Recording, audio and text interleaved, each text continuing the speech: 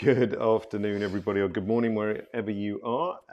Welcome to our first live stream directly from Iceland. Actually, it looks like we're in some kind of Ski sauna chalet. or ski chalet or whatever, but we are in a reception, Vik town, which is in the southwest corner, I guess. South of the island. Anyway, if you don't know what we're doing here, you can always go back and watch the live stream previous to this. So I'm here with Paul Reiffer, our ambassador, and we're creating some content to do around capture on for iPad, also gathering some raw files which we can use in these kind of sessions and give away to you guys as well, and a few other things as well. Free raw files. Free raw files, exactly. But I arrived yesterday. And we're going to tell you kind of where we've been, what went well, what didn't go so well. We'll talk about actually using the iPad in the field as well, which we did briefly today. Also a little bit of editing on an iPhone shot and also editing one of the shots that we got this morning as well. So that is the plan. Let's move over to Capture One, which should be, it's a little bit more manual when we're live streaming on location. I don't have all the useful push buttons and things which I can normally use. So, story so far. This is Paul's view out the plane because he arrived before me. At about 1 a.m. 1 a.m. exactly. So this is actually probably, we can tell from the metadata, but this probably is around. That was maybe midnight. Midnight or something. No, 1:15 midnight. Yep, exactly. So Paul had very nice weather. You spoilt it. Yeah, very nice weather. I arrived yesterday, and you can see my happy face walking through the airport. That's what spoilt it. Yep, very flattering shot there. And where we ended up this morning, which we're going to come back to, is Vik Church, which was a great location, actually, which also gave the opportunity to use the iPad out in the field. You might be asking, what was the point of doing that? Well, actually... it's a tricky shot. It's a tricky shot. Without the check on focus. Yeah, because even though, sorry, I'm using this great camera, Sony A7 IV, even with the best will in the world, with the decent EVF and the display on the back, it's actually quite difficult to fully check if I was in focus, because I wanted front to back sharpness. Obviously, some of them were long exposure, so there's also a bit of movement in the bluebells at the front. So it was kind of tricky to really just rely on the camera itself to see if I was in focus. So it made a lot more sense just to quickly whack them into the iPad, easy to check focus and so on. More on that later, and there's a little bit of BTS as well. So yesterday, or actually en route. Last night. So this was around, well, we can tell. Look at that glorious midnight sun. Glorious midnight sun, or lack of glorious midnight sun. So that was, yeah, around 10:30. You can see from the metadata. Obviously, the plan is being here at this time is to enjoy the midnight sun, which there wasn't a great deal of last night. None whatsoever.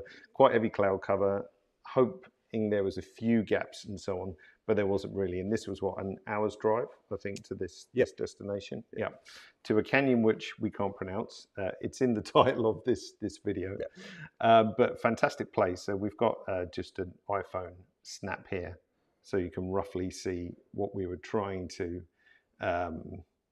oh, we've been corrected. Not bluebells, lupins. Lupins. Sorry, Bill. I was going on incorrect information. Which I gave you. Yeah. Look, they're blue. They look blue, like a bell. Yeah. So I'm going with bluebells, but okay, they're lupins. Anyway, so this was where we ended up last night, and that's actually super deceptive because it was pretty dark by the time we got there. And to be fair, the auto function on iPhones and any phone actually now is so good at bringing up detail when conditions aren't perfect that you get lulled into a bit of a false sense of security. Yeah. But we do have the raw of this, which we'll edit later on. Yeah. Because there is something about the fact that the new iPhones, certainly the Pro level ones, will shoot in DNG. Yep. So if you're in a situation where you want to get the best out of a shot and you're using your phone, absolutely the JPEG versions will do some good stuff, but maybe switch across to RAW and you'll see why. When we load that up. But it looks pretty good on the phone, but it wasn't really worth dragging all the cameras out to shoot something which didn't really have any light on it, to be honest, like none whatsoever. It was absolutely flat, unfortunately. You can see another JPEG shot here, but it's a fantastic location. It's all heavily fenced off now because Stupid people. Stupid people, unfortunately, hopping fences, trying to get right up to the edge. But there's some amazing fauna, flowers, and everything around here, which are being destroyed by people not respecting the boundaries. So unfortunately, you know, they've had to take one extra step and be a bit more aggressive about it. Yeah. We got a bit more artistic. Yes. And David ended up shooting a toilet. A toilet. This is a very nice toilet.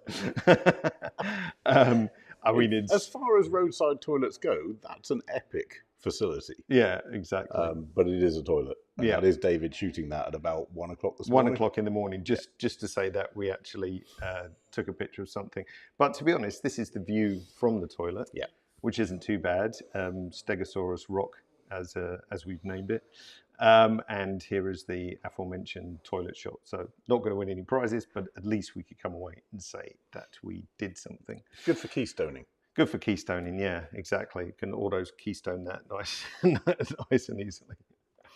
Anywho, so it was a bit of a disappointment, if we're honest, last night, because obviously being at such a epic location like this and having thick, heavy cloud cover really wasn't so nice.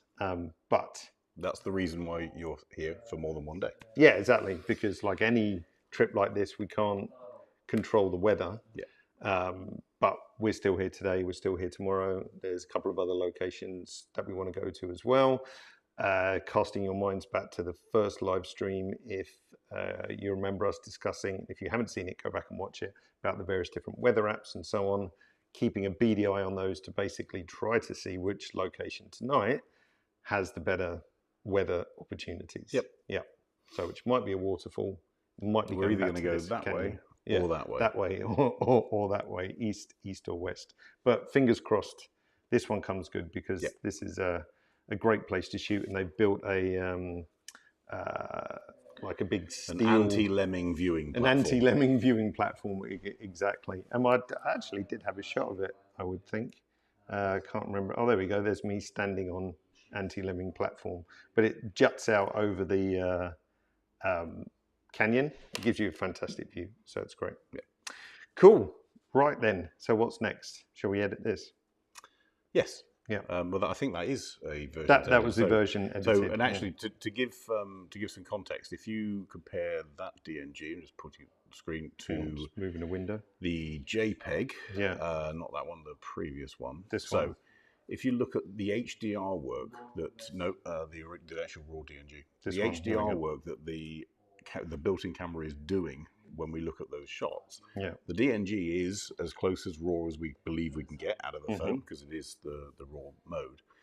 The JPEG is obviously processed. So when you're shooting a phone image in its native JPEG format, that's what the camera is doing. It's processing it. It's getting the best out of that image. It's pulling up detail and whatever. But in difficult situations like that, where there's a lot of, and there's obscure cloud, there's mist, and there's all that stuff, you can get color cast.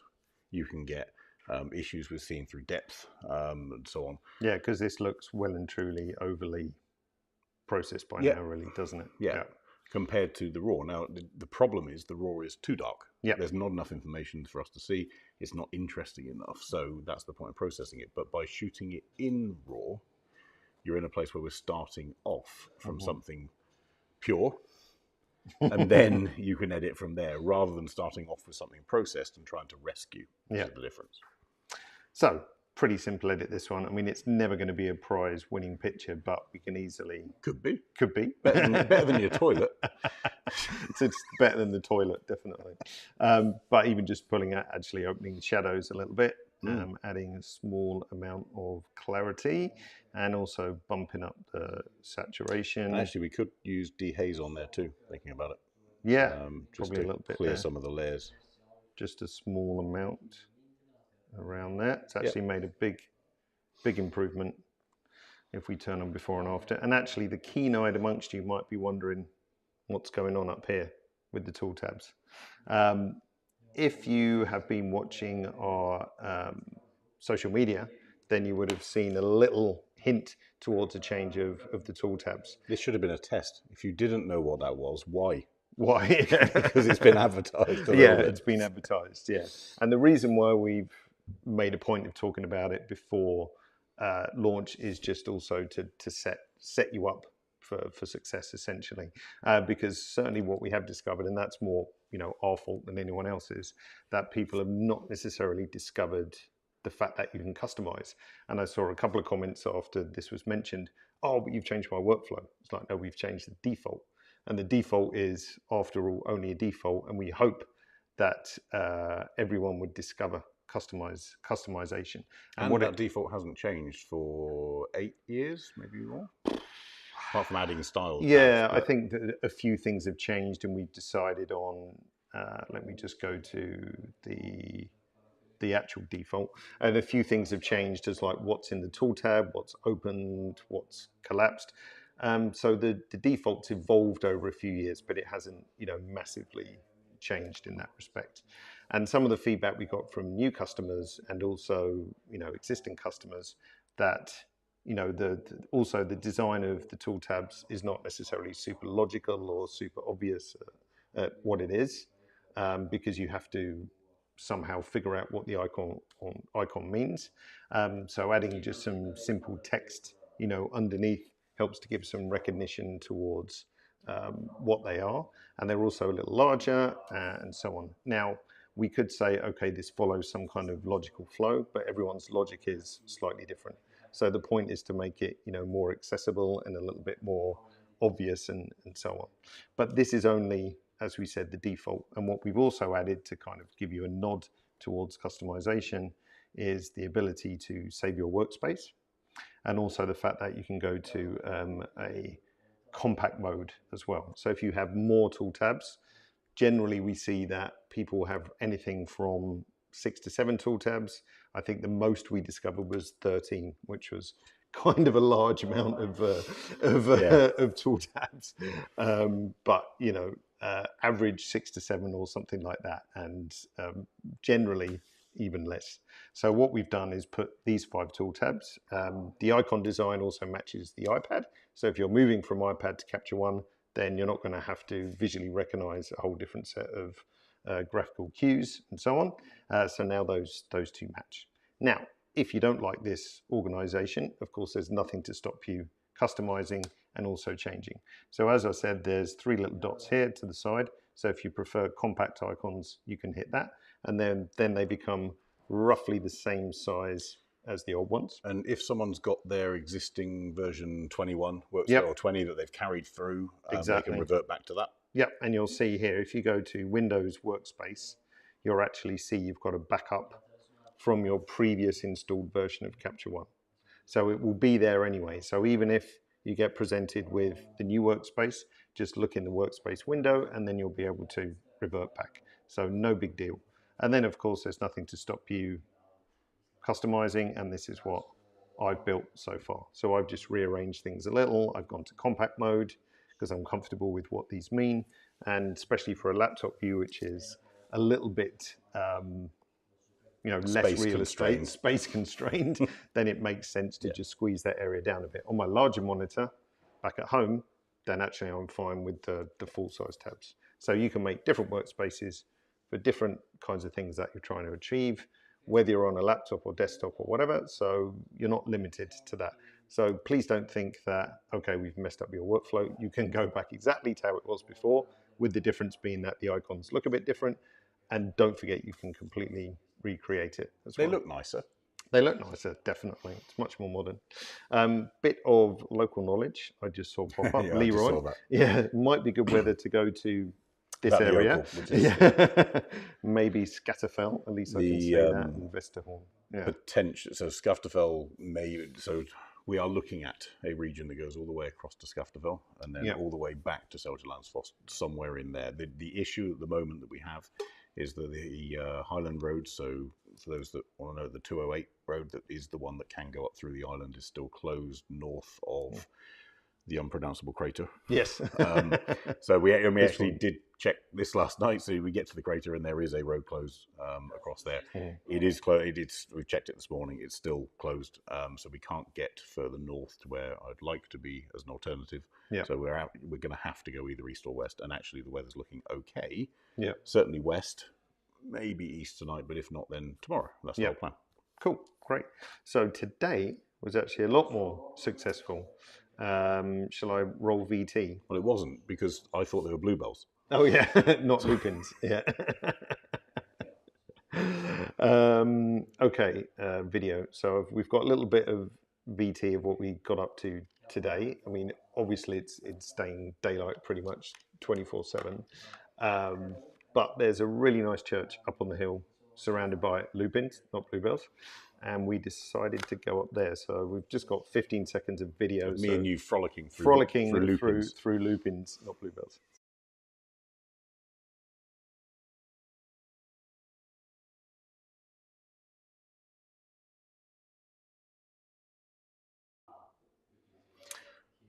So this was just me, as I spoke about earlier, just having a quick check of the focus and so on. Actually, I'm going to rewind it so we can see Paul working on the IQ. Well, so it's relatively flat light here, but the key thing is, you can see we're right up close to a near subject, and you've got that church, which is probably about 50 to 60 meters away, maybe. Yeah. And you've got mountains in the background. So the entire scene is a huge, great big depth of field challenge, as it were. Wrong. Speaking of scenes. That's my elbow. Wrong scene. So there's a huge depth of field challenge, because even at something like f/16 on a relatively wide lens, I mean, you were on a super wide lens. Yeah, this is actually 12 millimeter, which is astonishing. It's not distorted. On a relatively wide lens, so anything sort of 24-ish, you may get away with it, but anything longer than that, even at f/16, that near to far is just too much to get the whole thing in focus. We could talk about focus stacking, but that's probably for another session. But instead, what we're going to talk about is the fact that in order to check that something is really sharp in focus, I haven't ever come across a camera screen that's capable of showing that. No. In the field, in sunshine or bright light, and certainly not to the level of detail that we'd be able to check. Whereas an iPad screen, or a laptop screen for that matter, but you're very unlikely to carry a laptop out with you while shooting. So the iPad screen gives you the ability to effectively enlarge what you're seeing and check while you're there at the time. Because I did miss focus on this was slightly longer lens 24, and I think it's slightly off. And of course there was a lot of wind, pretty windy up there, so there was some movements. And of course the camera internally is trying to give you that 100% view as quick as possible. It's not going to go through an extensive processing, whatever, to show you that. And just missing the focus really is not what I wanted. So yeah, it's annoying. Yeah, so having that, where is it? This shot, just a quick check, because import is lightning fast as well. So it's not like I had to sit there and wait for. I think I pulled in 40 or 50 shots, something like that, and then I could see, okay, focus is fine. I've got enough shots. I took several of the long exposure ones just to make sure. Remember to turn off image stabilization after I'd taken already a bunch of those anyway. But with the 24mm, there was a couple which were just not quite just off there in focus really. But then later on, after checking and just tweaking focus a little bit, then nice and crispy sharp front to back pretty much. So and just to be clear, so that people are on the right wavelength for workflow, what we're not talking about here is tethered shooting. No. So we're not talking about the live nature of when you've got a Digitech there with a trolley and the sunshade and everything, and they can yell at you and say no, it's slightly out. This is about, once you've got a series of images, taking those images, loading them into an iPad, and then reviewing on the assumption that you're still in the same place. You can go back and make some changes and tweaks. Yeah. This isn't the immediate feedback. This is the review process. Yeah. Yeah, exactly. But it was just really nice to have that, because certainly dragging my laptop out and sticking that on top of a bag is not really feasible. Well, also, we talked about this yesterday. So when there's a little bit of rain, iPads are not dunkable, I don't think, still yet. They're not weatherable. quite. Yeah, but weatherable. I don't think you go scuba diving with one. No. But certainly more weatherable than a laptop. Yeah, of any nature. Yeah, I wouldn't hesitate getting the iPad rained on. Yep. But I wouldn't be comfortable with the laptop getting rained on. Yep. That's for sure. So this makes much more sense. So we ended up with this shot, which I was relatively happy with. As I was saying to Paul, I'm generally hopeless at using wide-angle lenses, and this actually, I'm really surprised at this. I've never shot 12mm before. But this is, so one thing, just forgetting the edit bit, from a photographic point of view, if you're shooting wide angle, and this is at 12, so it's the widest you can get, there are some things, and it's funny, people say, yeah, but wide angles distort. Yes, they do. And the reason they distort is because it's not physically possible to see from there to there without doing some pulling at the edges. So yes, the lens will distort. Where is it going to distort? Right in those corners, right at the edges, at the widest. Where is it going to have barrel distortion and the sort of fishbowl effect? It's going to be most pronounced at the corners and whatever. So when people say, oh, it's distorted, look at the shape of this building, my general stance is, then why did you put the building in the corner and the bit of the lens that you knew was going to distort? Exactly. So there's a rationale here on this image about putting the architectural piece, the stuff with straight lines, the stuff that you're going to notice any distortion, in that middle plane. Not necessarily smack bang in the middle, but certainly in the middle part of the lens. As you get out to the corners, you can look in the bottom right and the bottom left. You know, those yellow flowers are huge compared to what they really were, because it's pulling. Now you've got the decision, because you've got them out of the edge and it's not one of the key parts of the subject. We can crop. We can move them out with distortion correction. We can even pull them using a pixel editor or whatever. So there's lots of options for that back or the edging that's not going to affect the main subject of the shot. So there is a way of working with wide lenses. Probably even crop a bit you could tighter on that, to be honest. Then there's a question of why didn't you shoot it at 16? Wet. But you know, it's about working with the lens that you've got, and there is something around. Yes, a wide lens is challenging, to especially when you're involving architecture and straight lines. But if you use it well and correctly, there's nothing wrong with wide-angle lenses. They give an amazing sense of perspective. Yeah. It's in hindsight, it's a lot more interesting than that. Really, I mean, that's not bad, but you know, it's definitely a more dynamic shot. Anyway. Editing it. So let's fix it. Let's fix it, because obviously we've got bright sky and a slightly darker background. Overall exposure is not too bad. Might warm it up tiny touch, just a little bit. I would take a white balance reading off the church. Yeah, it is. It is white, isn't it? Yeah. Might come on this side, on the right-hand side, where the light's actually hitting it on the tower. Oh, on the tower itself. Yeah. That'd be where I'd take it from. Yeah, that's pretty good. And there's a bit of coolness in the clouds, which makes sense. And then in terms of leveling it out, I would open up the exposures, open up the shadows a little bit, but not a crazy amount, because we don't want to end up with the HDR effect. Lovely. So keeping it a modicum of realism there, but the sky needs a bit more treatment. Now, I could have used a grad filter, I guess, but then it would have... You have an issue, so... Same with lighthouses. I talked about this a few times before, but lighthouses, mountains, stuff like that. So a graduated filter is designed to blend the darker part of the filter with the lighter part of the filter in a way that you don't really notice the line. If you're doing a seascape or something like that with a flat horizon, then you probably want a hard graduated filter. So there's a solid line pretty much. But even then, if you're on a wide lens, again, the image is curving. The filter doesn't quite accommodate for that. You end up with weird gaps and so on. So you're looking for a blend that you don't notice. The problem with images like this, where you've got mountains that stick up and a church that sticks up, that roof, obviously, the red roof of the spire is the same red as the roof of the main church. Yeah. If I put a grad filter on, that roof is going to cut it off, aren't we? Yeah. So you end up affecting, yes, the sky, but also the stuff that you don't want to affect.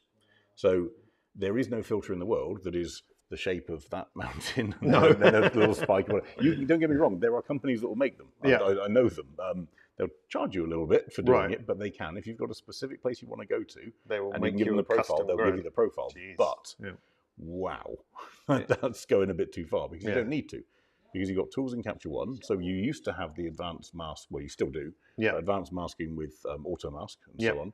But you don't even need that now, because you've got Magic Brush. Magic Brush, exactly. Which you can use effectively as a grad filter over the area that you want to cover. Yeah, and to be honest, for This one, probably when I hit it with Magic Brush, it's going to get a bit of that. Bit of the church, but I'm not really too worried about that because there's not a huge amount to do to here. You could argue, why didn't you shoot HDR? Well, because there's tons of leeway in this part of the shot. Well, actually, a couple of reasons. Number one, you don't need to. You've got dynamic range in the camera, which we can pull up. Number two, those loop-ins, educational point, are moving.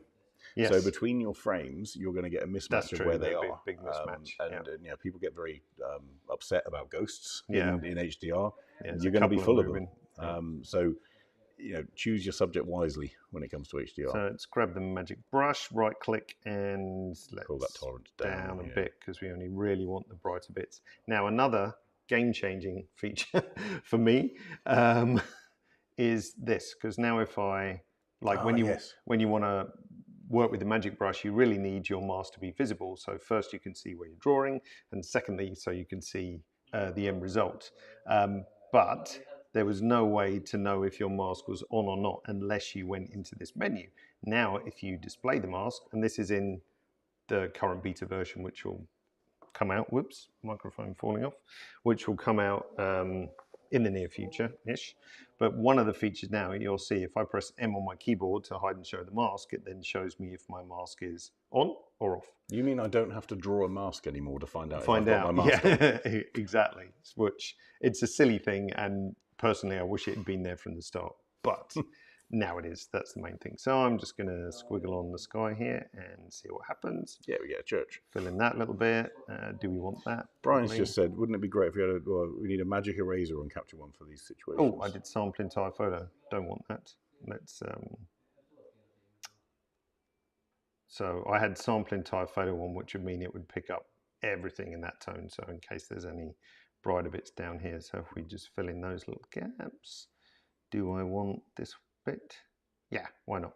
So now we've got a pretty speedy mask just on those areas. Does it bother that the church is in there? Probably not.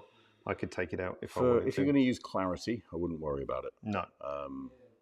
So if I pull the highlights down a touch, which is fine, and then add in some clarity. That's okay. It hasn't affected too badly. Pull that down a bit more. If you wanted to, you could then go back in and erase the part of the church that's covered. Yeah, but that little touch just does the job really if we turn that on and off. Easy. And there's a slight change to the church, but it's actually nothing detrimental. You have got a bit of shadowing coming in on the top part of that. Well, I don't mind that. Okay. I like that. Okay. So there we go, pretty simple edit. I mean, on the background layer, that's probably put in a little bit of clarity overall, maybe even some structure, because there's plenty of sharpness kicking around. Well, also, if you zoom into that church roof, there's actually little beads of texture on it. Which things like structure will help with the edges of where they are. So I'd say that was that's an edit, really. So super simple for that one. Personally, I'd add a dark grad from the bottom leading up. Okay, so new layer, grad at the bottom. Very soft and very, very, so stop by the church. So there, shift key to keep it level. And then a really small amount of exposure change. Let's just to have it to lead the eye in out by the time it ends the frame. Yeah. So we're just pushing the viewpoint up towards that church. Yeah, nice. Perfect. And it did have a slightly tighter crop as well. There we go. Job done. Easy. Any questions? Let's just check. Mark was asking. On focus stack. Yeah.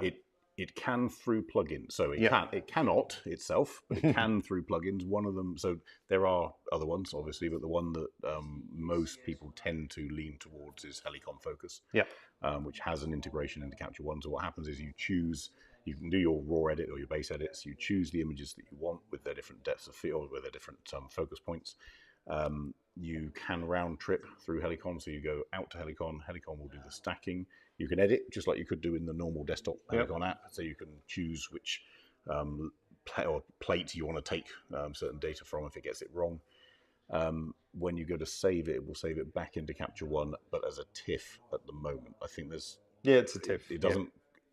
It's possible to get a DNG output from it, but that doesn't round trip into Capture One. Right, got it. So it is a process that works. So I would recommend you do your most of the base edits before you go into Helicon. Yeah. So the one that comes back is pretty much done. But yes, you can do it through a plugin, which is a separate company outside of Capture One. Yeah.